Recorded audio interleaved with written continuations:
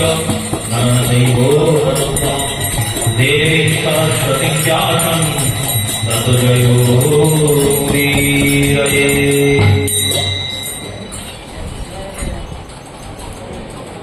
श्री श्री गौरगोविंद मकरंद माधुर्य लीलाभ्यसु सज्जन वैष्णववृंद श्रद्धेया मातृमंडली चरणे प्रणाम पूर्वक राधा दामोदरी अफिस अनुकंपाय नियम सेवा तथा दामोदर व्रत उपलक्षे मासव्यापी जे हरिकथा आस्वादনের সুযোগ আমরা পেয়েছি তার অল্পকালের কথা সূচনা করছি। পূর্বদিন শ্রীমদ্ ভাগবতের দশম স্কন্ধের নবম অধ্যায়ের প্রথম শ্লোক তার কিয়দংশ আস্বাদনের প্রচেষ্টা করা হয়েছে। দেখুন, পরাশর নন্দন কৃষ্ণদ্বৈপায়ন ব্যাসের লেখনীর অলৌকিকতা চমৎকারিতা দর্শন করুন। শ্রীমদ্ ভাগবতের দশম স্কন্ধ, এই দশম স্কন্ধে মোট 90টা অধ্যায় আছে। এই 90টা অধ্যায়ের মধ্যে 33 অধ্যায় অবধি ভগবানের মাধুর্য সমন্বিত লীলা মহারাজ লীলার বর্ণনা, আর এরপর কিছু বৃন্দাবন লীলা বর্ণনা আদি আছে। তারপরে এই দ্বারকা লীলার ঐশ্বর্যের বর্ণনা। পূর্বার্ধে 50টি অধ্যায়, উত্তরার্ধে 40টি অধ্যায়। এই 90টা অধ্যায়ের মধ্যে নবম অধ্যায়ে এসে এই দামবন্ধন লিখলেন। কেন লিখলেন? কাকতালীয় ভাবে লেখা হলো? বললেন না না, ব্যাস বিশাল বুদ্ধে সুতদেব স্বয়ং ভগবান।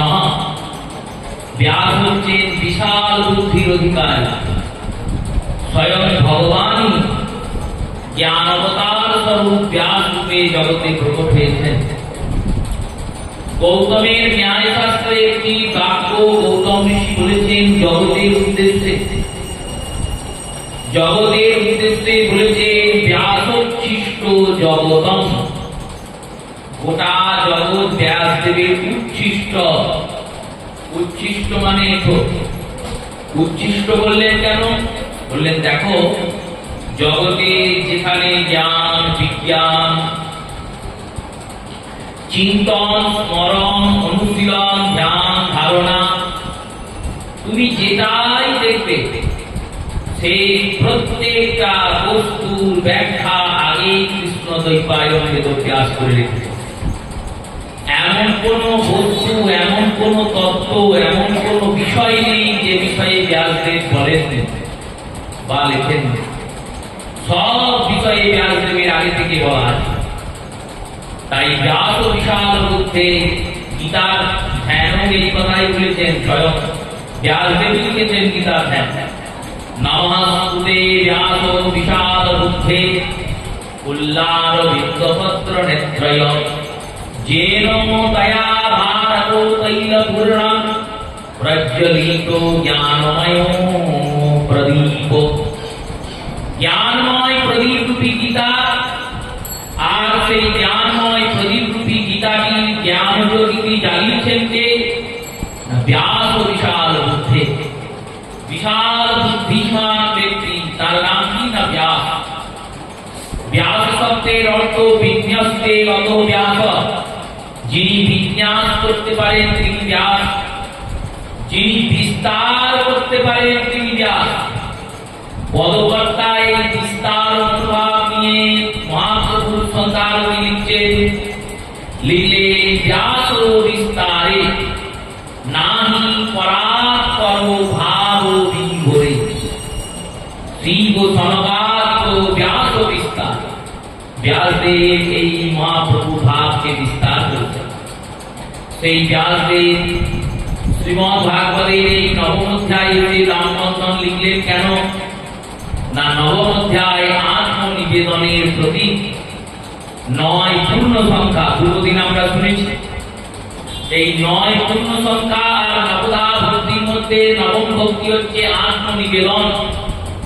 আত্মনিবেদন মানে সবটাই ভগবানকে দিয়ে দেওয়া। আত্ম শব্দের অর্থ নিজ, নিবেদন মানে গোবিন্দকে দান করা।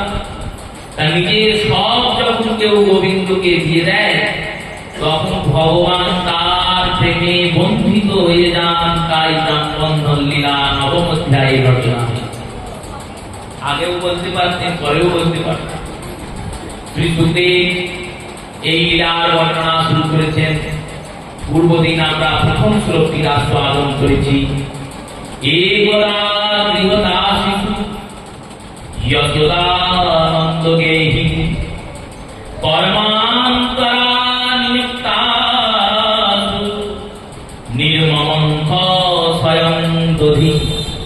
স্বয়ং মা যশোদা সমস্ত গৃহদাসীদের কর্মে নিযুক্ত করে আজ দধিকে মন্থন করতে বসেছেন। পূর্বে আমরা শ্রবণ করেছি আমাদের মনোপাত্রে যে ভাবরূপী দধি, সেই ভাবরূপী দধিকে মন্থন করতে হয় জ্ঞান আর বৈরাগ্য দিয়ে। জ্ঞান হচ্ছে দণ্ড আর বৈরাগ্য হচ্ছে রজ্জু। এই বৈরাগ্য রজ্জুকে বারবার বারবার টেনে টেনে দধিকে মন্থন। যখন এই দধির মন্থন হয় তখন দধি নবনীত হয়ে যান, প্রেম হয়ে যান। আচ্ছা, এই দধিকে মন্থন কে করবে? জ্ঞান তো দণ্ড হলেন, বৈরাগ্য রজ্জু হলেন, মন পাত্র হলেন, ভাব তাতে দধি হলেন। কিন্তু এই দধিকে মন্থন কে করবে? বললেন সাধক নিজেই এই ভাব দধিকে মন্থন করবে। কি করে মন্থন হবে? শ্রী গুরুদেব আমাদের যে মালাটি দিয়েছেন সেই মালাটিতেই মন্থন হবে। এই মালাটিকে ধরে যখন আমি মহামন্ত্র নামকে উচ্চারণ করব আর উচ্চারণের সঙ্গে সঙ্গে ভগবত লীলা স্মরণ করব, দেখুন ভগবানের যে নবধা ভক্তি, এই নবধা ভক্তির মধ্যে প্রাণ ভক্তি হচ্ছে বিষ্ণু স্মরণ। স্মরণ ভিন্নে অন্য ভক্তি আশ্রয় গ্রহণ করলে সেই ভক্তি পূর্ণ নয়। যেমন কোন সাধুরী রমণী সদবা মা, তিনি যতই স্বর্ণালঙ্কার রজতালঙ্কার করুন না কেন, যতক্ষণ না তিনি মাথাতে সুতিতে সিন্দুর আর হাতে শাখা পড়ছেন ততক্ষণ অব্দি তার সাধুরী বেশ পূর্ণ হলো না।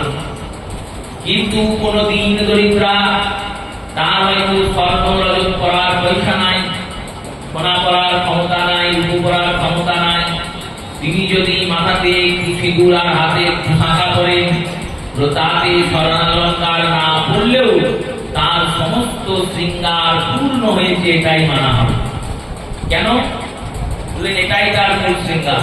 বাকিগুলো পড়লেও হয়, না পড়লেও হয়। যদি ক্ষমতায় গোলায় করবে, না পড়লে করবে। কোন বৈষ্ণব তার গলায় মালা তিলক যদি না থাকে, সে যদি দামি পোশাক পরে থাকে, তাহলে তার শৃঙ্গার বিপূর্ণ অপূর্ণ। কারণ বৈষ্ণবের তো শৃঙ্গারই একটি অলঙ্কার। এটা হরিমন্তি হচ্ছে অলঙ্কার, গলার মালা অলঙ্কার, এগুলো বৈষ্ণবদের অলঙ্কার। সেই রূপে ভগবানের যে নবধা ভক্তি, শ্রবণ কীর্তন, বিষ্ণু স্মরণ, অর্চন, বন্দন, পাদ সেবন, দাস্য সভ্য আর আত্মনিবেদন, এই 9টা ভক্তির মধ্যে প্রাণ ভক্তি হলে বিষ্ণু স্মরণ। এই স্মরণকে বাদ দিয়ে যদি আপনি কোনো ভক্তি করেন, সেই ভক্তি পূর্ণ নয়। যেমন আপনি হরিকথা শ্রবণ করছেন, কিন্তু মনে মনে ভগবান চিন্তন বাদ দিয়ে বিষয় চিন্তন করছেন, তাহলে কি আপনার কথা শ্রবণটা ঠিক হচ্ছে? হচ্ছে না।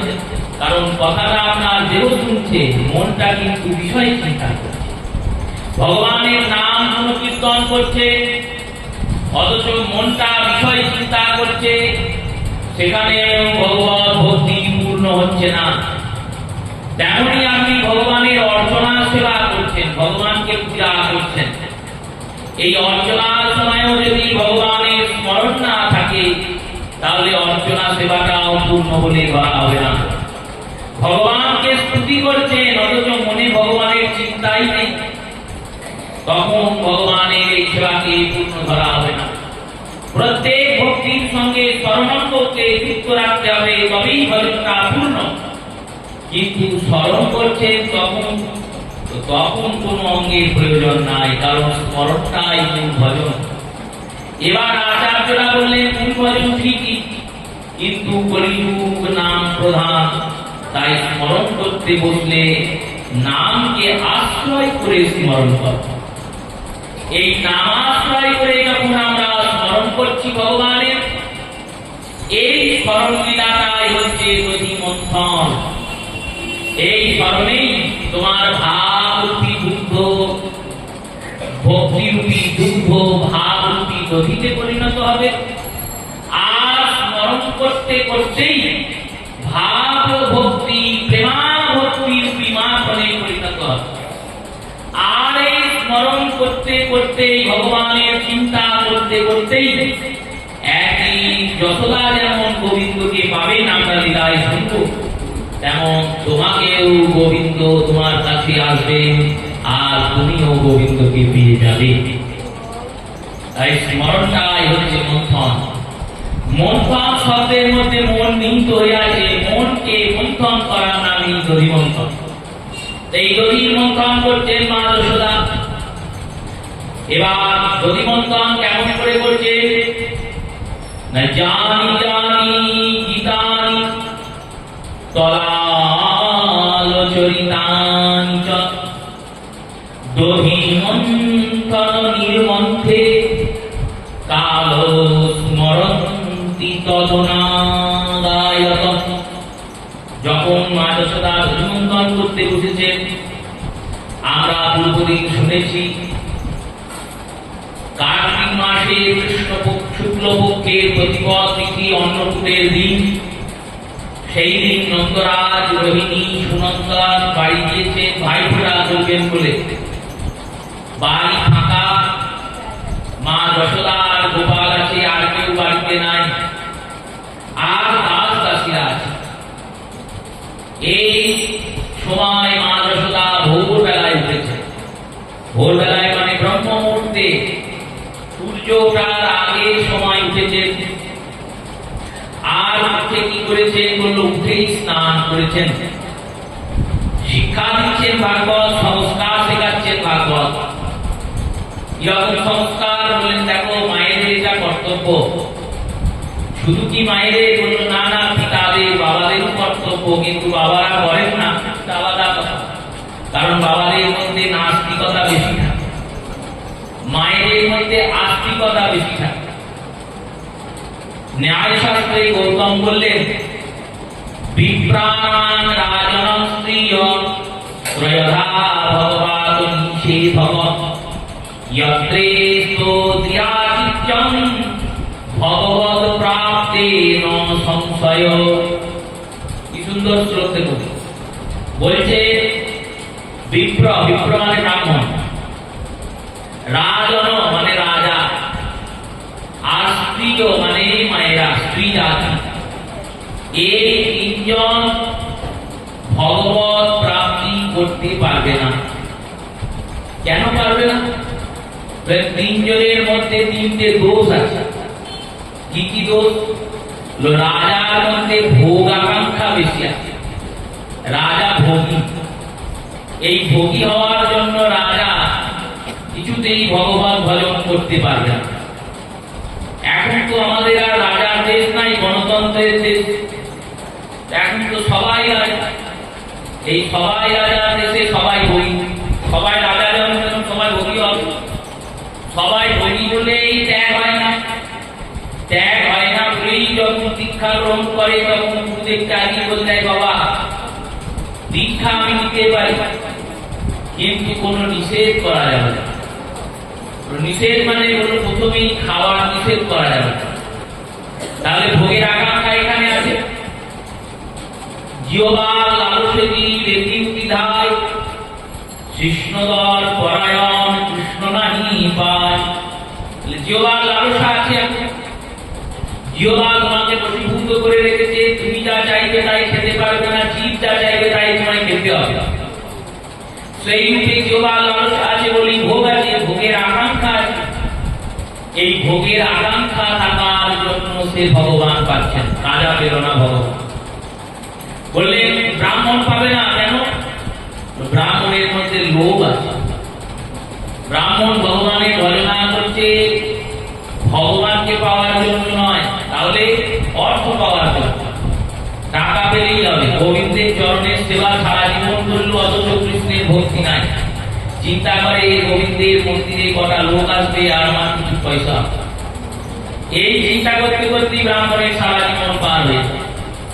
তাই ব্রাহ্মণেরা ভগবান পেলেন। আর শেষকালে বললেন স্ত্রীরাও ভগবান পাবে না। বলে আবার কি কথা, সবাই মহিলারাই বেশি, যেখানে হরিকথা হয় কীর্তন হয় সেখানে মহিলাই বেশি যায়, যেখানে মন্দিরে স্থান সেখানে মহিলারা বেশি যায়। এত জায়গায় মহিলারা যায় কিন্তু মহিলারা ভগবান পাবে না। বললেন না, পাবে না কেন? লেনাদের মধ্যে একটা দোষ আছে। কি দোষ? লেনাদের মধ্যে আছে মমতা রূপী মোহ নামক দোষ। এনাদের লোভ নাই, এনাদের ভোগাকাঙ্ক্ষা নাই।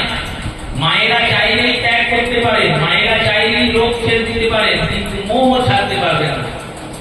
এই মোহর জন্য এনারা ভগবান পাবেন না। গৌতম বললে মন খারাপ করো না। এই শ্লোকের পরের অংশে বলছে কিন্তু তীর বদম যাব, কিন্তু যদি এই দোষগুলো কাটিয়ে ওরা ভজনা করে, মানে রাজা যদি ভোগাকাঙ্ক্ষা ছেড়ে দিয়ে দৃঢ় চিত্তে আমি ভগবান পাবই, ভগবানকে আমায় পেতেই হবে, এই রূপে ভজনা করে, ধ্রুব প্রহ্লাদ প্রতাপাদিত্যের মতো ভজনা করে, রাজা ইন্দ্রদ্যুম্নের মতো ভজনা করে, রাজা রায় রামানন্দের মতো ভজনা করে, তাহলে এই ভগবান পাবে এ বিষয়ে কোনো রকম অনিশ্চয়তা নাই। নিশ্চিত করে জেনে রাখো তারা ভগবান পাবে। যদি ব্রাহ্মণ লোভ ছেড়ে দিয়ে গোবিন্দ ভজনা করে তাহলে ব্রাহ্মণ ভগবান পাবে, আর মায়েরা যদি মোহ ছেড়ে দিয়ে ভগবান ভজনা করে তাহলে মায়েরাও ভগবান পাবে। এবার মায়ের সংস্কার থাকে, সেইগুলি ভাগবত প্রদান করছেন। মা যশোদা প্রাতঃকালে ঘুম থেকে উঠেছেন, ঘুম থেকে উঠেই স্নান করেছেন। এটা হচ্ছে প্রথম সংস্কার। বাড়ির যত বাসি কাজ আছে সবকিছু সেরে নিয়ে স্নান করতে হয়। স্নান করে তবে রান্নাঘরে ঢুকতে হয়। এর আগে রান্নাঘরে ঢোকাটা ঠিক নয়। কেন? এর আগে যদি আপনি পাক রান্না করেন, রন্ধন করেন, তাহলে সংসারে অলক্ষীর বসবাস হয়। এবারে এই লক্ষ্মী আর অলক্ষী যমজ বোন জানেন তো? এই এখন তো চলছে এই আজকে নবমী তিথি, কাল দশমী করবে, পরশু একাদশী, তারপর দ্বাদশী পেরিয়ে যেই ত্রয়োদশী করবে অমনি ধনতেরাস চলে আসবে। ত্রয়োদশী মানে ধনতেরাস। ধনতেরাসে কি করবে বললো, অনেক দিয়ে সোনা কিনবে, কেউ চাঁদি কিনবে, কেউ বাসনপত্র কিনবে। আবার কোন জ্যোতিষী যদি বলে ঝাঁটা কেন, তাহলে ঝাঁটা কিনবে। ঝাঁটা কেনার তো শেষ নাই, কত ঝাঁটা কিনবে লোকে। তাই এই রূপে সব করবে। এই ধনতেরাস কেন না ধন ত্রয়োদশী। ধন্বন্তরী ভগবান ওই দিন আবির্ভূত হয়েছিলেন সমুদ্র থেকে। এই ধন্বন্তরী ভগবান নারায়ণের অবতার। তার চারটি হাত, চারটি হাতের মধ্যে একটি হাতে ছিল অমৃত কলম, একটি হাতে ছিল আয়ুর্বেদ নামক একটি বেদ তার পুঁথি, আর একটি হাতে ছিল অভয় আশীর্বাদের মুদ্রা, আর একটি হাতে ছিল তিনটে গাছের শেকড়। এই তিনটে গাছের শেকড় কি বললেন? এই ত্রিফলা হয়। আয়ুর্বেদের ত্রিফলা বলে একটা ফল আছে, তিনটে ফলকে একত্রিত করে এই ত্রিফলা দ্বারা সমস্ত আয়ুর্বেদের সিদ্ধান্ত দাঁড়িয়ে আছে। কারণ ত্রিফলা বা ত্রিপ্রতপ নির্বাচন, এই ত্রিফলা গাছের সুতপ, এই নিয়ে ধন্বন্তরী আবির্ভূত হয়েছিলেন। সেই দিন থেকে ধন ত্রয়োদশী। ধন ত্রয়োদশী মানে ধন মানে পয়সা নয়, এখানে ধন্বন্তরীর আবির্ভাব দিবস। যাই হোক, এই সমুদ্র মন্থনে লক্ষ্মী দেবী আবির্ভূত হয়েছেন। দীপাবলির দিন মা লক্ষ্মী আবির্ভূতা হয়েছেন। আর লক্ষ্মীর যে ছায়া, সেই ছায়া থেকে লক্ষ্মীর এক ভগিনী উৎপন্ন হয়েছেন, তার নাম অলক্ষ্মী। এই অলক্ষ্মী কি করে? অলক্ষ্মী যেখানে লক্ষ্মী যান না, সেখানে অলক্ষ্মী গিয়ে বাস করে। অলক্ষ্মী যমজ গুণ, তাই দেখতে লক্ষ্মীর মতোই। আমরা মনে মনে ভাবতেই পারি যে আমাদের বাড়িতে কই, আমরা তো সকালে উঠে চান দান করি না। আমরা সকালে উঠে সারাদিন কাজকর্ম করে নিই, জল খেয়ে নিই, সব কিছু শেষ করে বেলা 1টার সময় ঠাকুরকে যেদিন মনে থাকে জল দিই, যেদিন মনে থাকে না সেদিন জল দিও না। কই, আমার তো টাকা পয়সা কমছে না, আমার দোতলা বাড়ি আছে, 2টো গাড়ি আছে, ব্যাংক ব্যালেন্স আছে, স্বামীর চাকরি আছে, ছেলের চাকরি আছে, ভালোই তো একটা। এইটাই তো অলক্ষ্মী স্বভাব। অলক্ষ্মী এইরকম করে তোমায় ভোগী করে দেবে। আর ভোগী করার পর যখন তোমার প্রারব্ধে শেষ হয়ে যাবে, পুণ্যের শেষ হয়ে যাবে, তখন এমন রোগের আক্রমণ হবে যে তুমি আর বাঁচতে পারবে না। কারণ লক্ষ্মী তো নেই, কে বাঁচাবে? দারিদ্রতা তখন আসবে। দারিদ্রতা মানে কি শুধুমাত্রই গরিব হয়ে যাওয়ার নাম দারিদ্রতা? গরিব হয়ে যাওয়া যদি দারিদ্রতা হয়, সুদামা তো গরিব ছিল, সে কি দরিদ্র ছিল? দরিদ্রতা শব্দের অর্থ যে ঘরে অলক্ষ্মী বাস করে তাকেই দরিদ্র বলে। যে ঘরে সুখ নাই, অর্থ থাকলে সুখ থাকবে এমন মানে নেই। কেন নেই না? অর্থ শোধন হচ্ছে না। অশোধিত অর্থ সবসময় অনর্থকে দাঁড় করায়। অর্থকে শোধন করতে গেলে দান কর্মের দ্বারা অর্থ শোধন হয়। এবার দান করবো কোথায়? গুরু সেবায়, গোবিন্দ সেবায়, ভক্ত সেবায়, ব্রাহ্মণ সেবায়, বৈষ্ণব সেবায়, যেমন পারো দান করো। তুমি যতটা দান করবে তার 100% অর্থ শোধিত হবে। তুমি 10 টাকা দিলে তার 100% মানে 1000 টাকা তোমার অর্থ শোধিত হয়ে যাবে। এই কারণে দশাংশ দানের বিধান। যে যতটা ইনকাম করে তার দশাংশকে দান করতে হয়। এবার যে 1000 টাকা রোজগার করে সে 10 টাকা দিতেই পারবে, দশাংশ মানে 10 টাকা। কিন্তু যে 1 কোটি টাকা রোজগার করে সে দশাংশ দেবে। যদি ভারতবর্ষে দেয় তাহলে ভারতবর্ষে কি দারিদ্রতা থাকে, অভাব থাকে? কোনোদিন অভাব থাকে না। দশাংশ দান করতে হয়। সকালে উঠে স্নান করতে হয় প্রত্যেক। স্নান করে তারপরে রন্ধন ঘরে যাওয়া দরকার। এবার রান্নাঘরে গিয়ে প্রাতঃকাল যে সমস্ত রন্ধন আছে সেগুলি করে নিয়ে দ্বিতীয় কর্ম করতে হয়। ভগবত মন্দির লেপন, পূজন, পোষণ, ভগবানের পূজা জোগাড় করে ভগবানের পূজা করতে হয়। পূজা করে নিয়ে তারপরে বাল্যভোগ গোবিন্দকে পাইয়ে তারপর নিজে পেতে। এর মানে এটা নয় যে ধর্ম বলছে তুমি উপোস করো, বললো না, উপোস করার কথা বলছেন। কিন্তু আচার্যগণ বললেন গোবিন্দ যদি তোমার হয়, বাড়িতে গোপালের সেবা বসিয়েছে অনেক, গোপাল মানে তো ছোট ছেলে, তাহলে ছেলে আগে খাবে না মা আগে খাবে? সংসারে কে খায় আগে?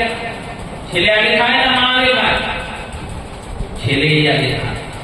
তাহলে ছেলে যদি আগে খায়, তুমি যাকে পেটে ধরেছো সেই নরমাংস পুত্তলিকা পুত্র বা কন্যা, তাকে যেমন আগে খাইয়ে দিচ্ছ তারপর নিজে খাচ্ছ, তেমনই গোপালকে বলেছো গোপাল তুমি আমার ছেলের মতো, এই বলে গোপালের হাত ধরে গোপালকে বাড়ি নিয়ে এসছো।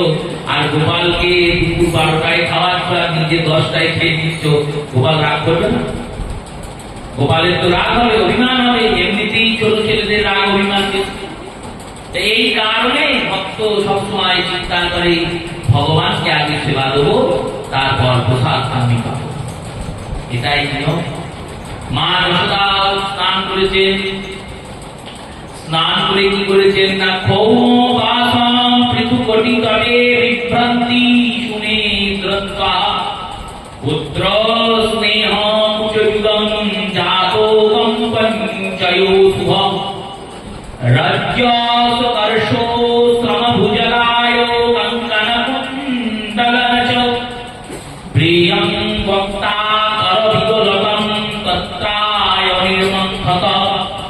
মা যশোদা স্নান করার পর ভৌমঙ্ক সংস্কৃততে, ভৌম মানে ছাল, শুদ্ধ বস্ত্র, ছালের কাপড়, সেই শুদ্ধ ছালের কাপড় মা যশোদা পরিধান করেছেন। আর বিভ্রতি সুনেত্রত্য, অঙ্গকে সুন্দর করে পরিমার্জন করেছেন। এবার এখানে প্রশ্ন হতে পারে যে দামোদর ব্রত চলছে, নিয়ম সেবা চলছে, এই নিয়ম সেবা যখন চলছে তখন এই রকম ব্রত মাসে মা যশোদা এই রকম করে সুন্দর কাপড় পরেছেন, অপরাধ পাতি দ্বারা নিজের অঙ্গকে সুমার্জন করেছেন, এতে ব্রত নিষ্ঠা হানি হচ্ছে না। এখানে দুটি সিদ্ধান্তের প্রয়োগ হয়েছে। এক, ভগবানকে পাওয়ার জন্য ব্রত, ভগবান পাওয়ার পরে আর ব্রতের প্রয়োজনীয়তা থাকে না। যেমন আমি কাটোয়া থেকে হাওড়া যাব, ট্রেনটা ধরে কাটোয়ায় উঠলাম, হাওড়ায় ট্রেনটা নামলো, থামলো, থামার পরে কি আমি ট্রেনটাতে বসেই থাকবো? বললো না, ট্রেনের দরকার নেই, এবার তুমি হাওড়া পৌঁছে গেছি। তেমনই এই সাধনার দেহটি পেয়েছি ভগবানের সাধনা করব বলে। ভগবানের সাধনা করতে করতে যখন জীব সিদ্ধ হয়ে ভগবানের নিত্য চিন্ময় ধামে চলে যাবেন, তখন তার এই সাধনার অঙ্গগুলির প্রয়োজন নাই, কারণ তখন তিনি সাধ্যকে স্বরূপে সেবা করছেন।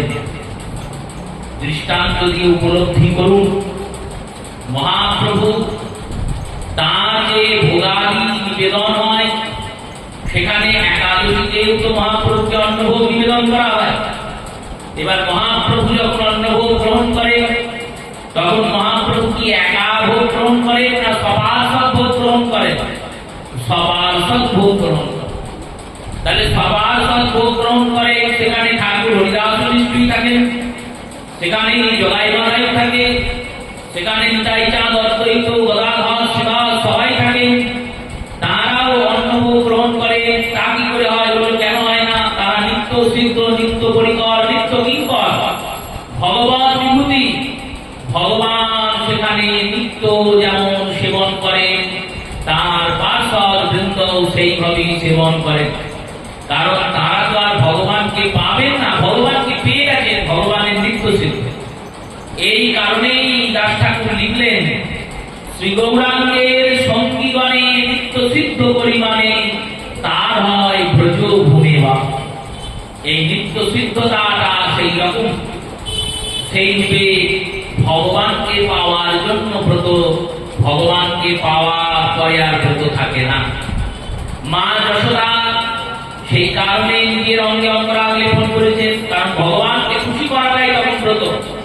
যতদিন না আমরা ভগবানকে পাচ্ছি ততদিন কৃচ্ছ সাধন ব্রত। কৃচ্ছ সাধন মানে উপবাস করা, ভগবানের পিতার্থে ত্যাগ করা, এগুলি কৃচ্ছ সাধন। এই কৃচ্ছ সাধনের দ্বারা যখন ভগবানকে পেয়ে গেলাম, তখন ভগবানকে পাওয়ার পর একটাই ব্রত হয় সাধকের, সেটা হলো ভগবানকে তুষ্ট করা। সেই তুষ্ট করতে গিয়ে যদি কোনো অকর্ম, বিশেষ কর্ম, অধর্ম কর্ম করতে হয়, সাধক সে কর্ম করে। কিরকম? গীত গোবিন্দমে জয়দেব লিখছেন, কুঞ্জের মধ্যে শ্রীমতী মানদশায় পতিতা হইয়াছেন, রাধারানীর মান হয়েছে, গোবিন্দ এসেছেন মানকে ভঞ্জন করতে।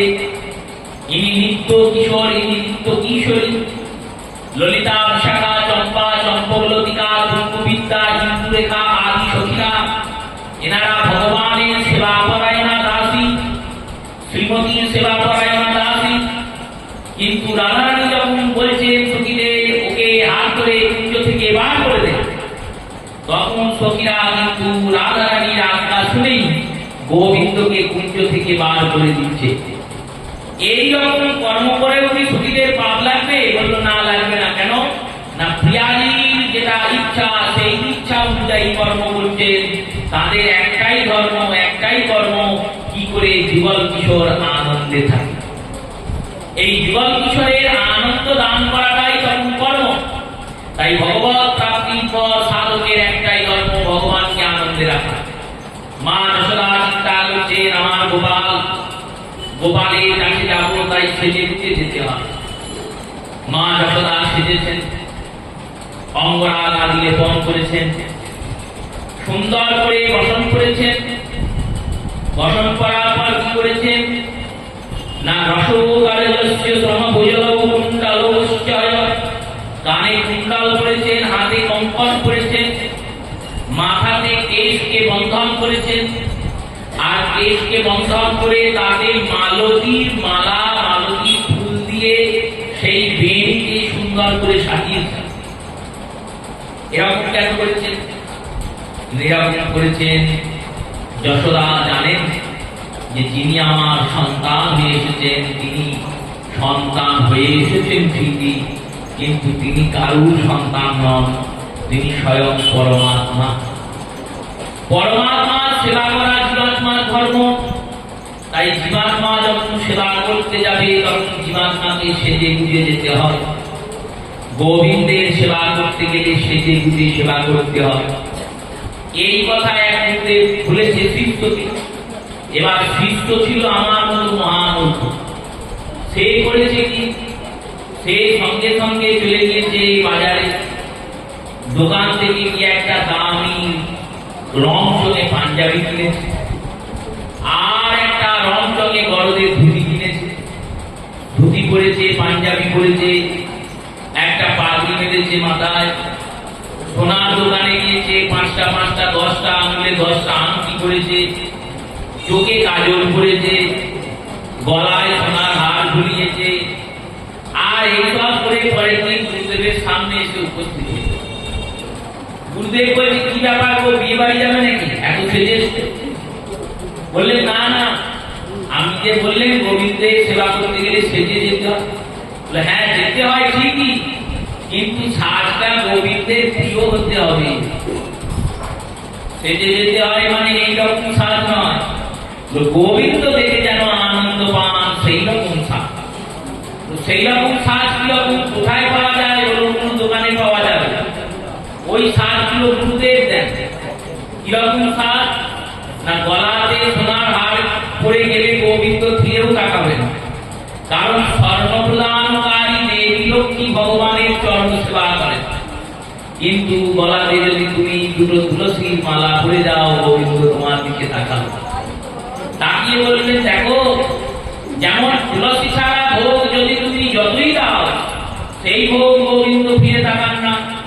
ছাপান্ন ভোগ 36 ব্যঞ্জন বিনা তুলসী প্রভু একোনা ইমানি। যে ভোগটায় তুলসী করে না সেটা ভোগই লাগে না, সেটা কোনোভাবেই ভোগ হয় না। কেন না, ভগবান তাকান না তার দিকে। তেমনি তোমার গলায় যতদিন না তুলসী উঠবে ততদিন তুমি কৃষ্ণ সেবায় লাগবে না।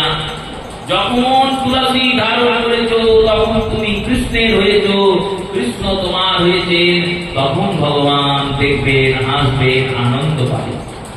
ভগবানের আনন্দের সাথে মাথাতে যখন কেউ এই হরিমন্দির তিলক ধারণ করে, এই তিলক ধারণ করে যখন গিয়ে তুমি দাঁড়াবে, তখন গোবিন্দ দেখবেন, আনন্দ পাবে। আনন্দ পাবে তিলক দর্শন করে। তুমি বাকি কি সাজলে না সাজলে গোবিন্দ দেখবেন না, কিন্তু আমার ভক্ত মালা তিলক করে সেবাতে এসেছে, প্রবিষ্ট হয়েছে, এইটা দেখে আনন্দ পাবে। তাই ভগবানের সেবা করতে গেলে মালা আর তিলক অনিবার্য। যদি তিলকে লজ্জা হয়, প্রাথমিক স্তরীয় ভক্তদের মালাটা তো করতেই হবে। আবার মালাটা পরে যেন সাঁকো না হয়ে যায়। সাঁকো মানে এক সাধু গিয়েছে, দেখছেন সেই গ্রামে সবাই গলায় তুলসী মালা দেয়। সাধু মন খুব ভালো হয়ে গেছে, যা কি সুন্দর গ্রাম, গ্রামে সবার গলায় তুলসীর মালা। সাধু মনে মনে ভালো ভাব। এইবার সাধুকে একজন নিমন্ত্রণ করেছে, বাবা কালকে আমার বাড়িতে সেবা নিতে হবে। সাধু দেখছে এর গলায় তুলসীর মালা আছে, তাহলে তো ভগবানের ভক্তই বটে, এ সেবা দেবে। এবার গিয়েছেন সাধু, সেবাতে বসেছেন, আর যেই না বসেছে অমনি সেই ব্যক্তি একটা মাছের টুকরো নিয়েছে সাধু পাতে। সাধু বলেছে, হে গোবিন্দ, হে গোবিন্দ, গোবিন্দ, এ কি হলো, এগুলো কি হচ্ছে? বলে না আমাদের গ্রামে সবাই এইরকমই। হলো কিরকম না, গলাতে টুপি মারা লাগে আর মুখ দিয়ে জলের ফল চলছে। মাছ তো সামান্য প্রাণী নয়, জলের ফল।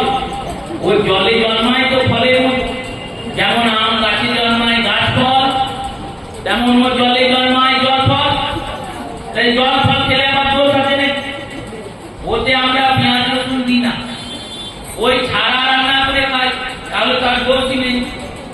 সাধু বলছি এসব বিধান তোমাদের কে দিল? গলায় তুলসী করে অভক্ত খাচ্ছ, এক কাজ করতে পারো, যদি তোমার লোভ না যায় তুলসী খুলে রাখছো, অভক্ত খাবে। যখন মনে হবে যে না এবার আমি সংযম করতে পারবো, তখন তুলসী করো। ভগবানের প্রসাদী বস্তু কি ওই রকম নোংরা বস্তুর সঙ্গে একত্রিত থাকতে পারে? ইনি যুক্তি দিয়ে বলছেন না না, আপনি সাঁকো দেখেছেন রাস্তায় যেতে গিয়ে ব্রিজ? বলে হ্যাঁ দেখেছি। সেই সাঁকোর তলা দিয়ে যেমন মানুষ চলে যায়, তেমন তুলসীটা তো গলার উপরে আছে, আর মাছটা তো ভেতরে যাবে, গলার তলা দিয়ে চলে যাবে, সাঁকো দিয়ে চলে যাবে। ওতে কোনো অপরাধ নাই, ওতে কোনো পাপ নাই। এইরকম স্বঘোষিত বিধান হলে কিন্তু হবে না। বিধানটা শাস্ত্র অনুচিত। শাস্ত্র অনুচিত বিধান কেমন? ভগবানের সেবা করতে গেলে তুলসী ধারণ করতে হবে, আর তুলসী ধারণ করে অখাদ্য কুখাদ্য খাওয়া যাবে না। এটা বিধান। এবার মানবো কি মানবো না আমার, যদি মানেন তাহলে মানা অনুযায়ী ফল পাবে, আর যদি না মানেন তাহলে না মানার ফল পাবে। দুইয়ের ফল কি? মা যশোদা সেজেছেন গোবিন্দ সেবার জন্য, সুন্দর করে বসন ভূষণ করেছেন। যে ঘরে গোপাল শুয়ে আছে সেই ঘরের বাইরে দধির পাত্রটাকে লাগিয়েছে, দরজাটাকে আত্মপাটি করে দিয়েছেন, আর এমন করে বসেছেন বিছানায় গোপালকেও দেখতে পাবেন, আবার দধিটাও মন্থন হবে। কারণ গোপাল একবারে ছোট্ট, 3 বছরের বালক। এই 3 বছরের বালক মাথাতে একটি বালিশ নিয়ে, দুদিকে দুটো বালিশ নিয়ে গোপাল ঘুমাচ্ছে। এবার যদি গোপাল জেগে যায় আর জেগে গিয়ে মাকে না পায়, তাহলে কাঁদতে লাগে। তাই কাঁদতে যাতে না লাগে, যাতে কেঁদে কোকিয়ে না ওঠে, তাই গোপালকেও দেখতে হবে। আর গোপালের সেবার জন্য যে মাখনটা তৈরি করতে বসেছেন, সেই মাখনটাও তৈরি করতে হবে। দুই যাতে করা যায়, এই দুই চতুরতা। যেই জন কৃষ্ণ ভজে সে বড় চতুর, এটাই চতুর। দুইকে সামলানোটাই চতুরতা। সংসারে থেকে সংসারে না থাকার নামই চতুরতা। সেই চতুরতার সমাধান করে মা যশোদা মাখন নির্মাণ করতে বসেছেন মাটির পাত্র নিয়ে। আর মাটির পাত্রে যদি রেখে তাকে দণ্ড দিয়ে রজ্জু নিয়েছেন, আর রজ্জু নিয়ে খুব তারে দণ্ডকে ঘোরাচ্ছেন, টানছেন রজ্জুকে যখন টানছেন, তখন মায়ের অঙ্গে শ্রম জল, ঘাম, আস্তে আস্তে ঘাম হচ্ছে। সেই ঘামটিকে শুনতে বলছেন কেমন ঘাম হচ্ছে না, রজ্জু করশয় শ্রম জল, রজ্জু করশয় শ্রম জল। রজ্জুর আকর্ষণে জলের শ্রম জল উৎপন্ন হচ্ছে। সনাতন গোস্বামী পাদ বললেন যত্র সামান্য জল, এটা কিন্তু সামান্য শ্রম জল নয়, সামান্য ঘাম নয়। এই ঘামের মধ্যে 2 প্রকারের ঘাম আছে। এক তো বাহ্য দেহ পরিশ্রম করছে, তাই পরিশ্রম থেকে উৎপন্ন ঘাম। আর দ্বিতীয় অন্তরে কৃষ্ণ স্মরণ হচ্ছে, এই স্মরণের দ্বারা হৃদয়ে পুলক জাগবে। আর সেই পুলক জাগবে বলে অষ্টসাত্ত্বিক ভাবের মধ্যে যে সেদ নামক ভাব, সেটি ভগবানের বিরহ উৎকণ্ঠিত সেদ মা যশোদার অঙ্গ থেকে শ্রম জল রূপে বেরিয়ে হচ্ছে, শ্রম জল রূপে বাহির হচ্ছে। মহাপ্রভু যখন জগন্নাথ দর্শন করছেন, তখন জগন্নাথের দর্শনে প্রভুর অঙ্গ থেকে এমন করে ঘাম বেরোচ্ছে যে কাছে যারা আছেন তারা ভিজে যাচ্ছে। কেন না, পুলক অশ্রু সেদ, সেদ মানে ঘাম, পুলক অশ্রু সেদ রোমাঞ্চ।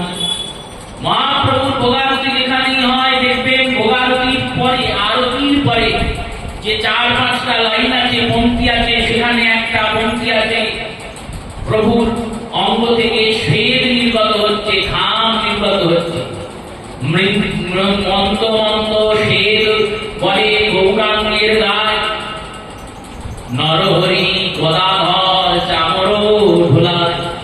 ভগবানের অঙ্গ থেকে শ্বেত মানে ঘাম বেরোচ্ছে, আর নরহরি আর গদাধর দিয়ে চামর ঢোলাচ্ছে। হ্যাঁ, ভগবানকে আনন্দ দেওয়ার জন্য তো সেবা, ভক্ত সেবা দিয়েছে, ভোগারতি আয়োজন হয়েছে, অদ্বৈতের ঘরই হোক আর শ্রীবাসের ঘরই হোক।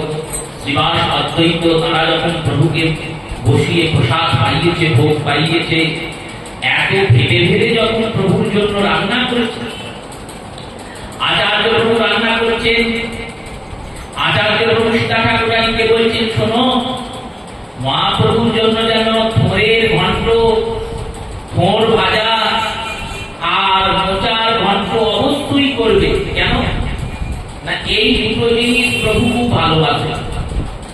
আর কি করবে, লাবড়া নামক একটা ব্যঞ্জন, লাবড়া মানে সমস্ত ব্যঞ্জন একত্রিত করে যে ব্যঞ্জন হয়, এর নাম লাভ, সব এক জায়গায়। এই 3টি ব্যঞ্জন, থোড় মোচা, মোচা ঘন্ট, লাবড়া ব্যঞ্জন, ইহাতে পরম তুষ্ট শ্রী শচী নন্দন এত ভেবে ভেবে করছেন। এগুলি মহাপ্রভুর অতি প্রিয়। কি করে জানলে?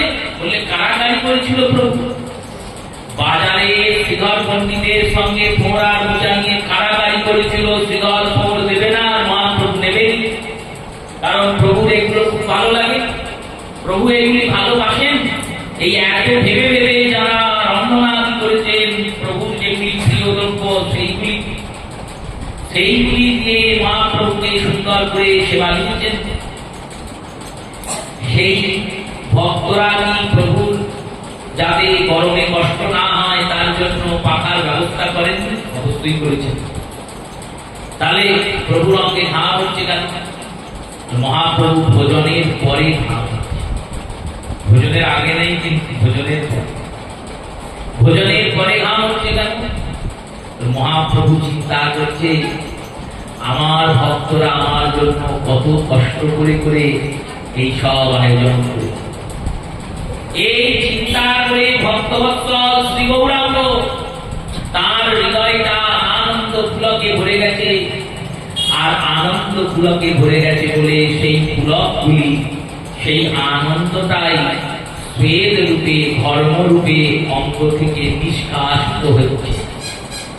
সেই নিষ্কাশন হচ্ছে, আর সেইটা দর্শন করে গদাধর আর নরহরি গিয়ে মহাপ্রভুর পাশে চামর নিয়ে ব্যঞ্জন করছেন। তেমনি মা যশোদা তো দধি মন্থন করছেন। আর দধি মন্থন করতে করতে ভগবানের গীত গাইছেন। জানি জানি তলানি বলেছেন সুখদেবের আগে, যে ভগবানের গান করতে করতে দধির মন্থন হচ্ছে। এই গানটা কেমন করছেন? ভগবানের রূপচিন্তন করতে। ফলস্বরূপ মা যশোদার অঙ্গের মধ্যে শ্রমজল ধর্মবিন্দু দর্শিত হচ্ছে।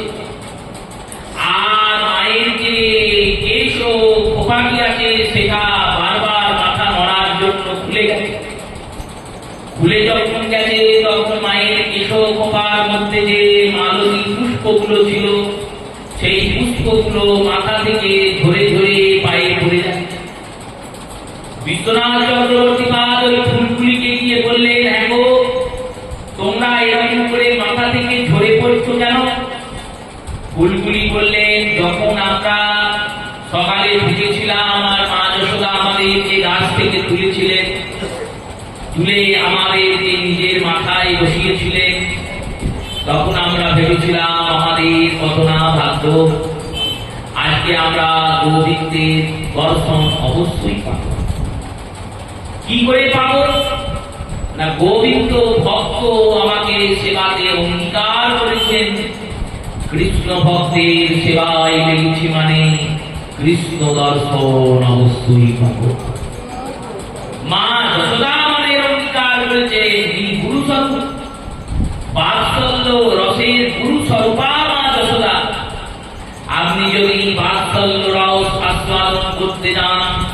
সেখানে গুরু স্বরূপে মা যশোদা কি করতে হবে, তিনি যেভাবে কৃষ্ণ সেবা করেছেন সেই পদ্ধতি অনুসরণ করেই আপনার কৃষ্ণ সেবা করতে হবে। এই যশোমতীকে গুরু স্বরূপ ধরা হয় বাৎসল্য রসে। এই যশোদা মস্তকে আমরা ছিলাম, যখন তিনি দধিমন্থন করছেন তখন আমরা চিন্তা করলাম আর তো আমাদের মাথায় থাকা ঠিক হবে, কারণ মাথায় থেকে তো আমরা ভগবানকে পাবো না। ভগবানকে পেতে গেলে আমাদের ভক্তদের চরণ ধরতে হবে। তাই মাথা থেকে লাফ দিয়ে দিয়ে আমরা যশোদার চরণ তলে পড়ে গেলাম। আচার্যগণ বলছে, চরণ তলে যখন পড়ে গিয়েছ অপেক্ষা করো, কিছুক্ষণ পর গোবিন্দ যখন আসবেন আর মা যশোদাকে জড়িয়ে ধরবেন, তখন ওই পিঠের দিক থেকে তো জড়িয়ে ধরবেন। সেই পিঠের দিক থেকে যখন জড়িয়ে ধরবেন তখন ভক্তের চরণে পড়েছ বলে কৃষ্ণ চরণও তোমাদের পাওয়া হয়ে যাবে। এই কারণে মালতী ফুলগুলো ঝরে ঝরে পড়ে গেছে। যশোদা সুন্দর করে দধি মন্থন করছেন, নবনীত তৈরি করছেন। সুখদেব বলছেন এমনি এমনি তৈরি করেন, যখন তৈরি করছেন তখন গান গেয়ে গিয়ে তৈরি করছেন। ইয়ানি ইয়ানি গীতানি তালালোচরিতানি চ দধি নির্মন্থতি কালে স্মরন্তি তদনুগায়তে। বলছেন জানি জানি গীতানি, যা যা তিনি জানেন সেই সমস্ত গুলিকে গানের মধ্যে বাক্যায়িত করে তদালোচরিতানি চ, তার লাল লাল মানে পুত্রের চরিত্রগুলি দধির কালে, ওই দধিকে যখন নির্মন্থন করছে স্মরন্তি তদগায়তে, সেইগুলিকে স্মরণ করছেন আর গুণগান করছেন। গুণগান করতে গেলে যখন গান হবে তখন গানের সঙ্গে বাজনা দরকার। বাজনা ছাড়া গানটা সম্পূর্ণ হয় না, অর্ধপূর্ণ থেকে যায়। যশোদা গান করছেন, যশোদার গানে বাজাবে কে? সুখদেব বললেন বাজনাও চলে এসেছে। কোথায় এসেছে জানো না? কঙ্কণ কুণ্ডলৌশ্চ শ্রিয়ং করবিনীলতঃ। হাতে কঙ্কণ আছে মা যশোদার, চুড়ি আছে সোনার। সেই সোনার চুড়িগুলো যখন রজ্জুটা ধরে টানছেন তখন কি হচ্ছে, তখন সোনার চুড়িগুলো একটার সঙ্গে একটা ঠেকছে আর সুন্দর ঝংকার ঝমঝম শব্দ করছে। কানের যে কুণ্ডলটা মা যশোদার ঘাটটা একবার এখানে ঘুরে একবার এখানে ঘুরে, কানের কুণ্ডল দুটো দুলছে। তারা আনন্দে নৃত্য করে আওয়াজ করছে। চরণে নুপুর আছে মায়ের, সেই নুপুরের যে বলগুলো সেগুলো ধ্বনিত হচ্ছে। এই রূপে মা যশোদা গোবিন্দের গান গাইছেন।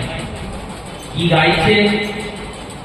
মা যশোদা বলছেন জয় গোবিন্দ জয় গোপাল কেশব মাধব নন্দ দুলা। জয় গোবিন্দ জয় গোপাল কেশব মাধব নন্দ দুলা। ভগবানের নাম গাইছে। জয় গোবিন্দ জয় গোপাল কেশব মাধব নন্দ দুলা। আবার বলছে পুতনা নাশন ক্রীড়াবত্ত মোচন। পুতনা নাশন ক্রীড়াবত্ত মোচন গিরিধারী বংশীধারী লাল। জয় গোবিন্দ তব মাধব নন্দ দুলা পুতনা নাশন দিনাবর্ত মোচন গিরিধারী বংশীধারী লাল গিরিধারণ তো করেনি গোবিন্দ, তাহলে জানলেন কি করে? ইনি তো ভক্ত শিরোমণি ত্রিকালজ্ঞ, তাই সব কালের লীলা জানেন, সবই জানেন এনারা। কিন্তু ভগবানের আনন্দ দান করার জন্য ভগবানের সঙ্গে এনারা লীলাতে সম্মিলিত হয়েছেন। এইভাবে গোবিন্দকে ডাকছেন, আর গোবিন্দকে যখন ডাকছেন তখন গোবিন্দ ভগবানের নাম শুনে কি আর ভগবান শুয়ে থাকতে পারেন? তাই ভগবান উঠেছেন, আর উঠে কি করেছেন? সুখদেব বলছেন ত্বং স্তন্য কাম আস্বত্তে মৃত জনৈন হরি গৃহ্বা দধিমন্থন নর জয়েতে প্রীতিম বাহন। ভগবান আস্তে আস্তে উঠেছেন, উঠে তাকিয়ে দেখেছেন মা কোথায়, দেখলেন মা নেই। মা নেই, তাহলে মা কোথায়? মাকে দরকার না। ইনি আস্তে আস্তে নেমেছেন খাট থেকে বা আলঙ্গ থেকে, আর নেমে একটা হাতে চোখ মুছতে মুছতে আসছেন। মায়ের স্বরটা শোনা যাচ্ছে, সেই মা যশোদা গাইছেন জয় গোবিন্দ জয় গোপাল, এই স্বরটা, এই ধ্বনিটা, এই শব্দটা গোবিন্দ শুনছেন। যেখান থেকে ধ্বনি আসছে সেদিকে গোবিন্দ আস্তে আস্তে যাচ্ছে, আর আস্তে আস্তে এসেছেন। ভগবানের রূপটা কেমন? ভগবানের রূপটা অতি মনমোহন। কেমন মনমোহন? তময়ঙ্করুরস্পন্ন স্নেহযুক্তা সমিতস্তমুখম আপ্রীতস্য সৃজজবেনং সবসশ্চিত পয়সং ত্রিমসি। ভগবানের রূপটা কেমন বলল? ভগবানের নেত্রে কাজল ছিল, সেই কাজলটাকে যখন ভগবান হাত দিয়ে নেত্রটাকে ধরলেছেন তখন কাজলটা গোল হয়ে যায়।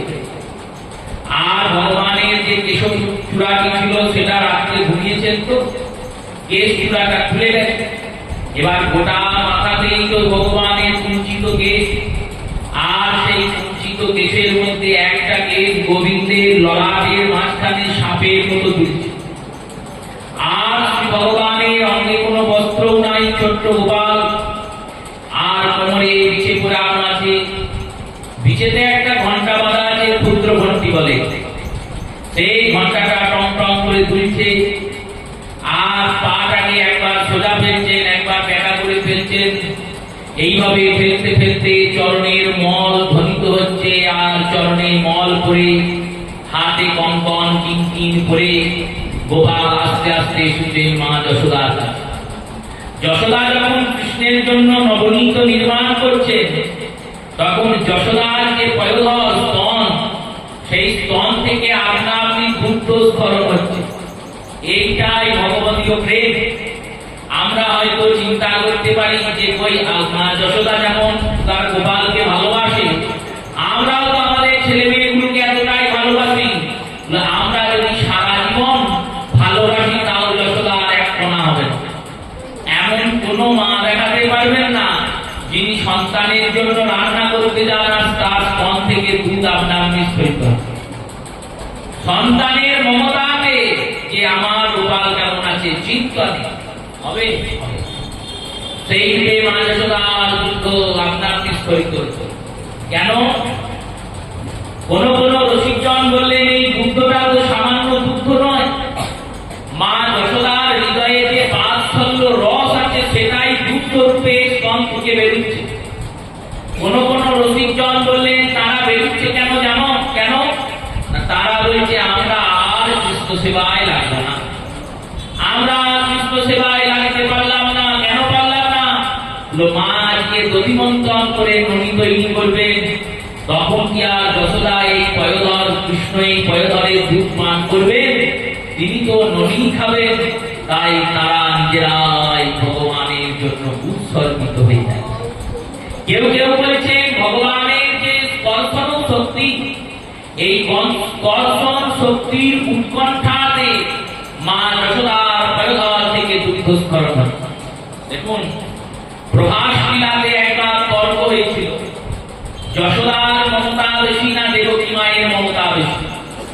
এই তর্কের নিরূপণের জন্য দেবর্ষি নারদ বলেছিলেন এক কাজ করো।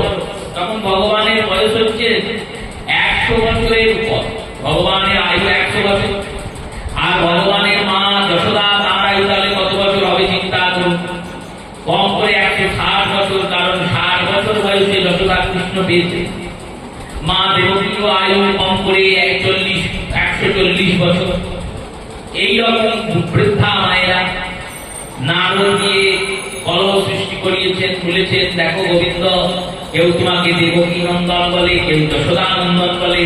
আমি লক্ষ্য করে দেখেছি যখন কেউ দেবকী নন্দন বলে তখন তুমি তার প্রতি প্রসন্ন হও, কিন্তু যখন যশোদা নন্দন বলে তখন তার প্রতি অতিশয় প্রসন্ন হও, আর বেশি প্রসন্ন।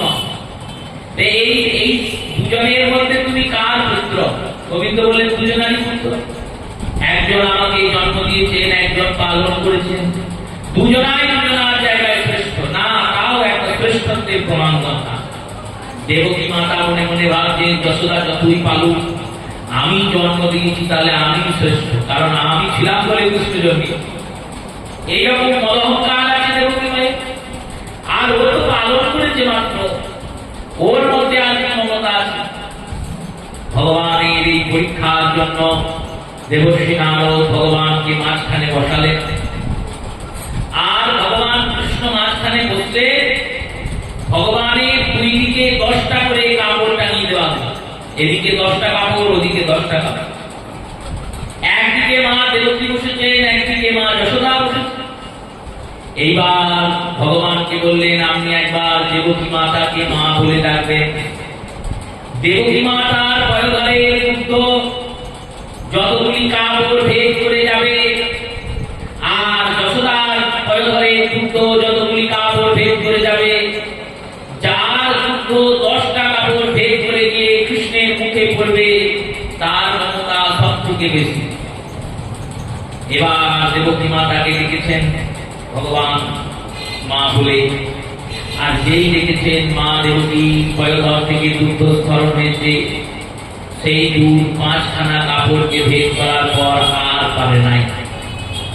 আর মা যশোদাকে যখন মা বলে রেখেছে, তখন যশোদার দুধ 10টা কাপড় ভেদ করে ভগবানের মুখে গিয়েছে, আর মুখে অনবরত ফিচকারি ধারার মতো দুধ পড়ছে, আর সেই দুধ ভগবানের কবল থেকে ধরে ধরে পড়ে যাচ্ছে। এইরকম যশোদার মমতা। সেই যশোদা মা যখন ওই গোবিন্দকে ডাকছেন, তখন তার পয়ধর থেকে দুধের স্খলন হচ্ছে। ভগবান ছুটতে ছুটতে এসেছে, আর এসেই মা যশোদাকে পিছন থেকে জড়িয়ে ধরেছে। আর পিছন থেকে জড়িয়ে ধরে মাকে বলছেন মা আমায় স্তন দান করো, দুধ খাওয়াও, আমার খুব খিদে পেয়েছে। ত্বং স্তন্য কাম আস্পদ মত্রী হস্তিঞ্জন নিম্নহরি। সুখদেব গোস্বামী পাঠ করেছেন দেখো কে দুধ চাইছে? ভগবান হরি, ভগবান নারায়ণ। এখন তার কি কোথাও আকাঙ্ক্ষার প্রয়োজন হয়? তার জগতে কিছু চাওয়ার মতো আছে? জগৎটাই তো তার, তিনি তো নিষ্কাম নিহংকার, তার কিছুই লাগে না। তাহলে চাইছেন কেন? ভক্তের ভক্তিটা চাইছে। মা যশোদা ভক্তি দিয়ে গোপালকে কিনে ফেলেছে। এই ভক্তের ভক্তি দ্বারা ভগবানের পর যে জয় লীলা, এটাই তো দামোদর লীলা। দামোদর লীলাতে সিদ্ধান্তটা কি? ভক্ত তার ভক্তি দিয়ে দামোদরকে মানছেন, এটাই সিদ্ধান্ত। সেই রূপে মা যশোদা যখন কিছুতেই শুনছেন না গোপালের কথা, তখন গোপাল কি করলেন? এক হাতে মায়ের গলা ধরে আছে, আর একটা হাত দিয়ে দণ্ডটাকে ধরলেন। দণ্ডটা কি দণ্ড? মন্থন দণ্ড। মন্থন দণ্ড তো, মন্থন দণ্ড কি? জ্ঞান। ভক্তের কাছে যখন ভগবান এসে উপস্থিত হন, তখন জ্ঞানটাকে প্রবোধ করে দেন। প্রবোধ মানে জ্ঞানটাকে মুছে দেন, আর জ্ঞান দরকার নেই। কেন দরকার নেই? জ্ঞান থাকলে এবার ভক্তি হবে না। কেন ভক্তি হবে না? দেখুন, ভগবানের অনন্য ভক্তের মধ্যে একজন ভক্ত মাধব দাস, জগন্নাথের ভক্ত।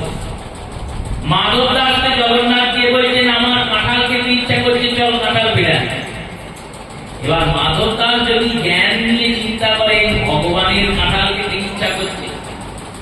ভগবানের ইচ্ছা হলেই তো সে কাঁঠাল সামনে চলে আসবে।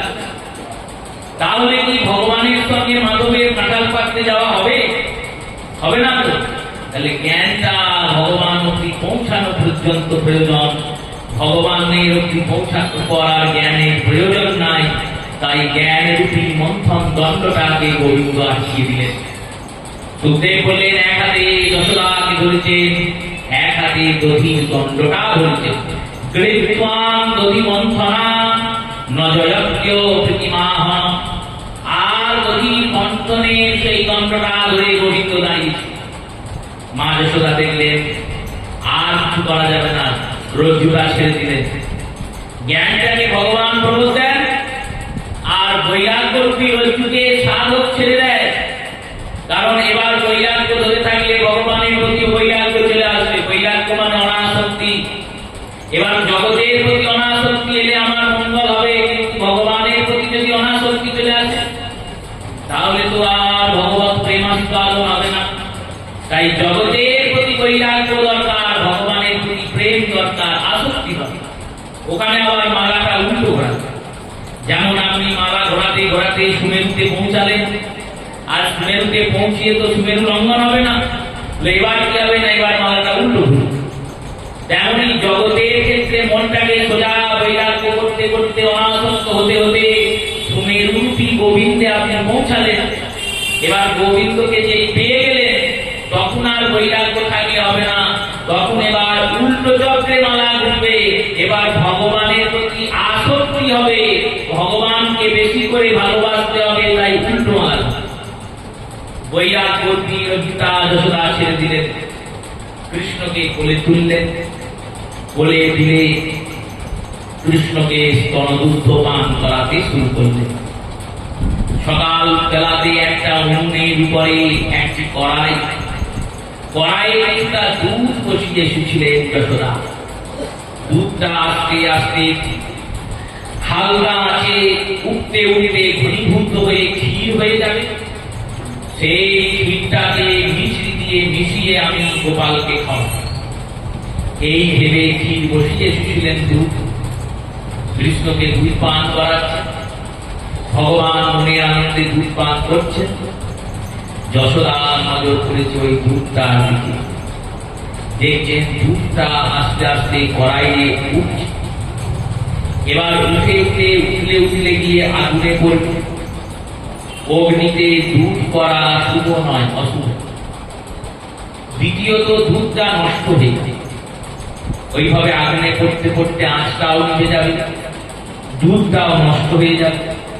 তৃতীয়ত ওই দুধটা যখন আগুনের আঁচে পড়বে তখন বিশাল ধোঁয়া হবে, গোটা বাড়ি ধোঁয়ায় ভরে। এত কিছু চিন্তা করে ভাবলেন ছেলেটা তো আমারই, ওকে একটু নামিয়ে দিয়ে দুধটাকে নামিয়ে আসে। এই ভেবে ভগবানকে নামিয়ে দিয়েছেন কোল থেকে, আর কোল থেকে নামিয়ে দিয়ে ছুটেছেন দুধটাকে আনতে। মহাজন গিয়ে ওই দুধকেই প্রশ্ন করেছেন, বলছেন তুমি কৃষ্ণ সেবায় বাধা দিলে কেন? কৃষ্ণকে মা যশোদা দুধ পান করাচ্ছিল, সেবা দিচ্ছিলেন। তুমি যদি এইভাবে উঠলে না পড়তে তাহলে তো কৃষ্ণ সেবাতে বাধা পড়তো না। দুধ বলছেন আমার কোনো দোষ নাই। আমি কেন উঠলে পড়েছি জানো কেন? না, যখন কড়াইয়ে আমাকে মা যশোদা বসিয়েছিলেন তখন আমি ভেবেছিলাম আমার জীবন আজ সার্থক হবে, আমি কৃষ্ণ সেবায় লাগবো। কিন্তু ভগবান গোবিন্দ যখন মা যশোদার স্তনদুগ্ধ পান করা শুরু করলেন তখন চিন্তা করলাম তাহলে তো আর গোবিন্দ আমায় গ্রহণ করবেন। গোবিন্দ সেবাতেই যখন লাগতে পারলাম না তখন এই জীবন রেখে লাভ কি? তাই তলাতে যে আগুনটা জ্বলছে উনুনের, সেই আগুনে আমার প্রাণকে জলাঞ্জলি দেবো বলে আমি কড়াই থেকে লাভ দিচ্ছিলাম। মা দেখেছে গোবিন্দকে কোল থেকে নামিয়ে মা ছুটতেন দুধকে রক্ষা করতে। সুখদেব কথাগুলো বলছেন আর বলছেন দেখো বলছি এই আমরাও তেমনই লোক, চিন্তা না আমরা ভগবানের সেবা করতে করতে বিষয়ের চিন্তাতে মনটা যে একটু বিচলিত হয়ে যায়, অমনি মন সরে চলে যায় বিষয়ে ভগবানের সেবা। চিন্তা করি ভগবান তো আমার থাকবেন, আজও আছেন, কালও আছেন, পরশু থাকবেন। আগে ওইটাকে সমাধান করে আসি, তারপর গোবিন্দ সেবা। কিন্তু শিক্ষা দিচ্ছেন ভগবান। ভগবান বলছেন, আমি এসে তোমার কোলে বসলাম, আর তুমি একটা সামান্য বস্তুর জন্য আমাকে ছেড়ে দিয়ে পালিয়ে গেলে, আর আমি তোমার কোলে বসবো না। কোথায় গিয়ে বসবো? কাঁদছে না, বলছে, শোনো মা, আমাকে তুমি কোল থেকে নামিয়ে দিলে তো, আমি আর তোমার কোলে বসবো না। একটা উঠল রাখা ছিল, কাঠের উঠল, সেই কাঠের উঠলে মশলা তৈরি হয়, সেই উঠলে গিয়ে গোবিন্দ বসে পড়লেন। আর উঠলে বসে বললেন, আজ থেকে এটাই আমার মা, আমি এর কোলেই বসে থাকবো, আর আমি কিছু করবো না। উঠলে গিয়ে বসলেন। এবার সব সময় তো এইভাবে বসে থাকতে ভালো লাগে? চঞ্চলের চূড়ামণি গোবিন্দ মনে মনে ভাবলেন, ওই দুধ ছিল বলে মা আমাকে ছেড়ে ওই দুধটা নামাতে গেল, তাহলে আমি বাড়িতে দুধ আর দুধের জাত, দুধ আর দুধ জাত কোনো কিছুই রাখবো না, সব ফেলে দেবো। এই ফেলে দেবো চিন্তা করে কাছে একটা নোড়া ছিল, নোড়াটা নিয়ে একটা বিরাট বহু পুরোনো দিনের জ্বালাতে দধি সমৃদ্ধ। প্রতিদিন যে গরুর দুধ, সেই গরুর দুধের যে সর, সেই সরটাকে তুলে ওই জ্বালায় ভরা হতো। সেই জ্বালাটা যখন একবারে ভরে যেত, সেই পচা সরটা দিয়ে তখন ঘি হতো। সর শুদ্ধ সর দিয়ে ঘি হয় না। ঘি কেমন সর দিয়ে হয় বলে, সরটা পচবে তবে ভালো ঘি হবে। যত প্রাচীন সর হবে, এক সপ্তাহ ধরে সর তুলে তুলে রেখে সেই পচা সর দিয়েই তো ঘি হবে। এবার তখনকার দিনে তো আর ফ্রিজ ছিল না, এখন তো ফ্রিজ আছে। তখনকার দিনে কি হতো না, মাটির জ্বালা, সেই জ্বালার ভিতরে সর রাখা। মাটির জ্বালা ঠান্ডা, সেই ঠান্ডা জ্বালাতে থাকলে ঘিটা ভালো হয়। এবার ওই এক জ্বালা দধি আছে, সেই দধি ভাণ্ডটাকে গোপাল নোড়াটাকে ছুঁড়ে মেরেছে। যে নোড়াটা ছুঁড়ে মেরেছে, অগ্নি দধি ভাণ্ড ভঞ্জন হয়ে গেছে। আর দামোদরে প্রথম লীলা শুরু হয়ে যায়। দধি ভাণ্ড ভঞ্জন জয় রাধা দামোদর। এই দধি ভাণ্ডের ভঞ্জন করলেন ভগবান। দধি ভাণ্ড ভঞ্জন করলেন কেন? শ্রীধর গোস্বামী পাদ বলেছেন, ওই দধি ভাণ্ডে যেমন দই সঞ্চিত ছিল, তেমনি ভক্তের প্রারব্ধ রূপী কর্মটা ভাগ্যরূপী জ্বালাতে সঞ্চিত থাকে। যখন ভক্ত প্রপন্নতার সহিত শরণাগত হয়ে ভগবানের শরণাগতি গ্রহণ করে, তখন ভগবান কৃপারূপী ওই নোড়ার মতো শীল দণ্ড দিয়ে ভাগ্যের সমস্ত কর্মফলকে ভঞ্জন করে দেন। তাই ভগবান দধিভাণ্ড ভঞ্জন করলেন। আজকের মতো লীলাটা এখানেই বিশ্রাম হচ্ছে, কারণ দামোদর লীলাতে দামোদরকে বন্ধন করালে তাকে মোচন করতে হবে। তাই আগামী দিন আমরা এই লীলার আগামী অংশ আস্বাদন করব। শ্রী গুরু প্রেমানন্দে সীতারাম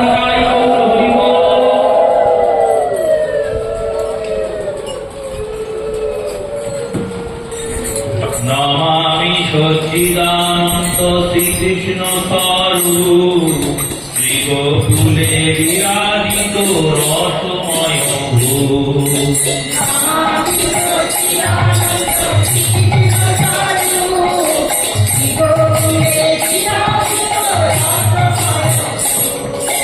ননী হরি মাতৃভয়ে পলায়ন লীলা, শ্রবণে কুণ্ডল দোলে বলে বনমালা।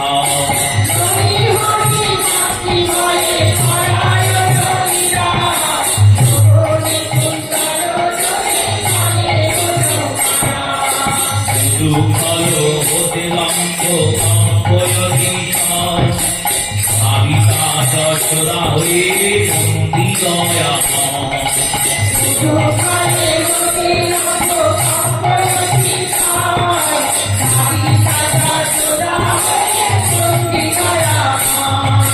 জয় হরি ব্রাহ্মণ কার্তিকেয় অধিপতি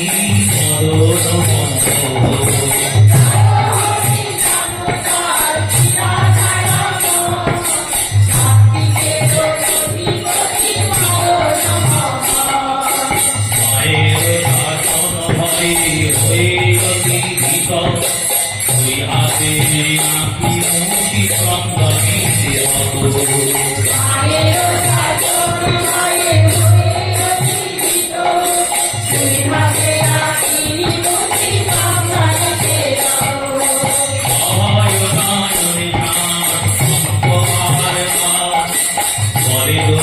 মণিমুক্তা দুর্গবন্ধা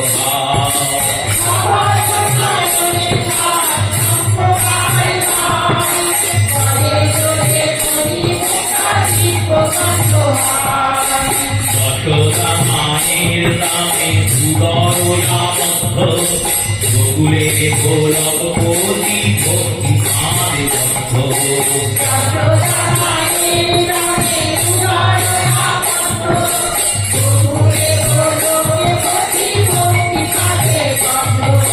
জয় হরি কার্তিকেয় অধিপতি পদ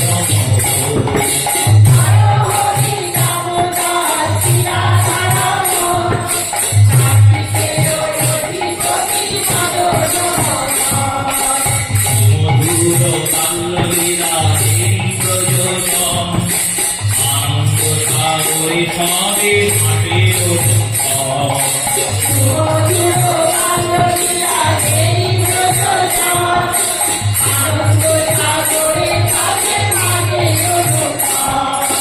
মাধুর্য প্রধান ভক্তি ভক্তের মহত্ব ঐশ্বর্য প্রধান ভক্তি জানাতে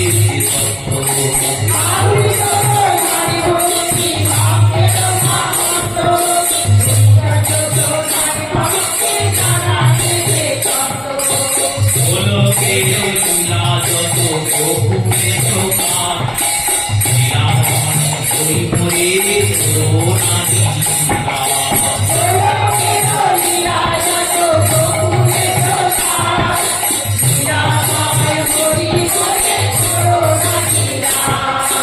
জয় হরি কার্তিকেয় অধিপতি মদন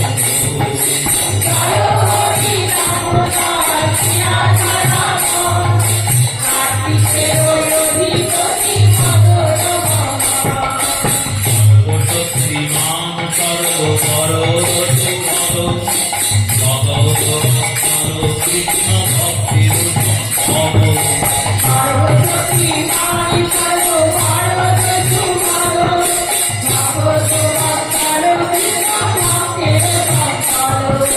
নাহি চাহি শ্রীবৈকুণ্ঠ চারি গুরু সেবা দিয়া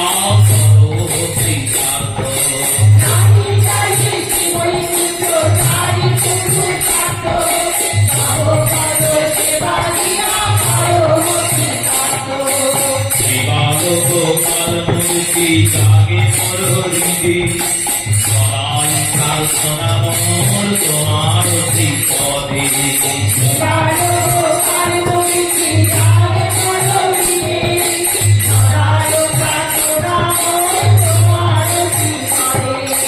জয় হরি কার্তিকেয় অধিপতি মদন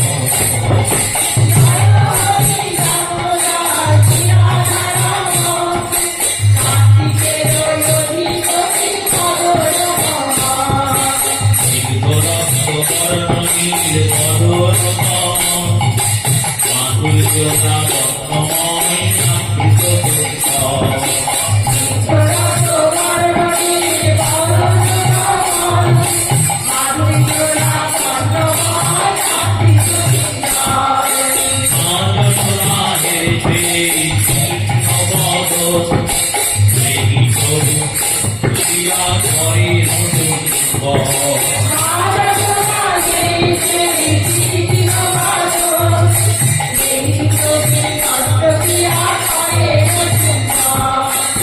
এই প্রথম পুজো মধু পান করো লক্ষ লক্ষ নাভিয়ার নাহি প্রয়োজন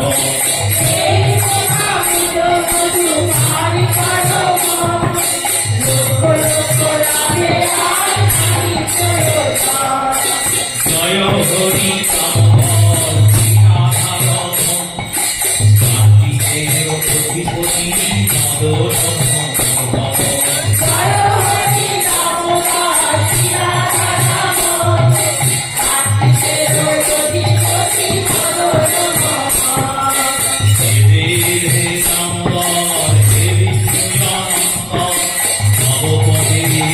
আমি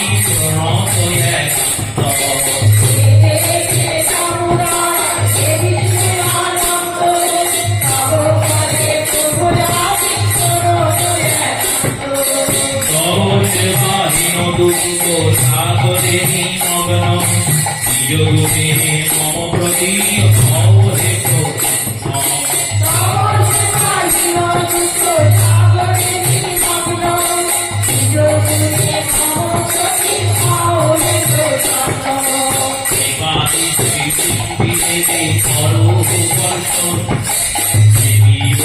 ভয় পদ করো আঘাত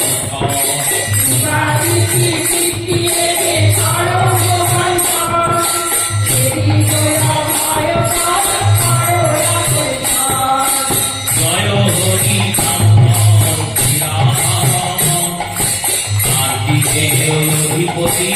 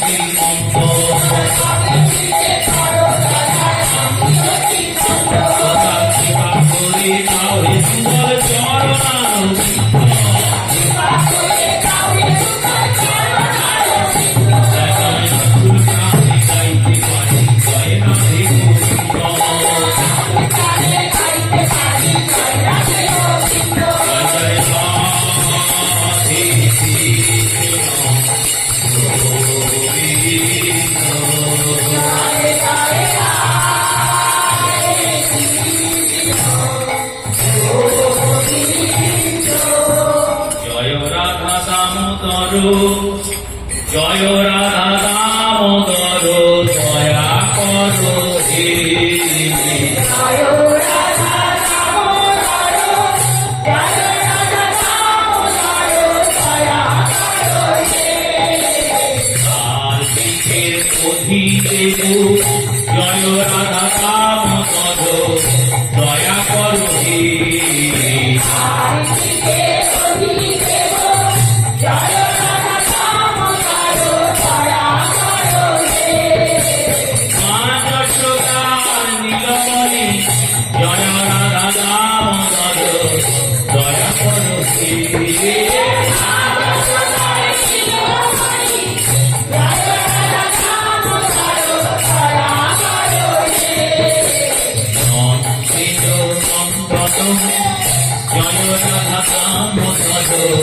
দয়া করো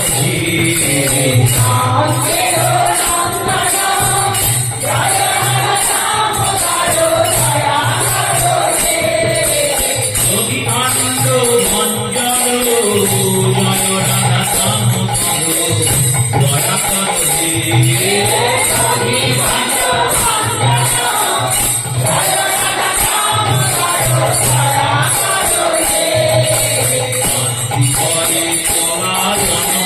দয়া করো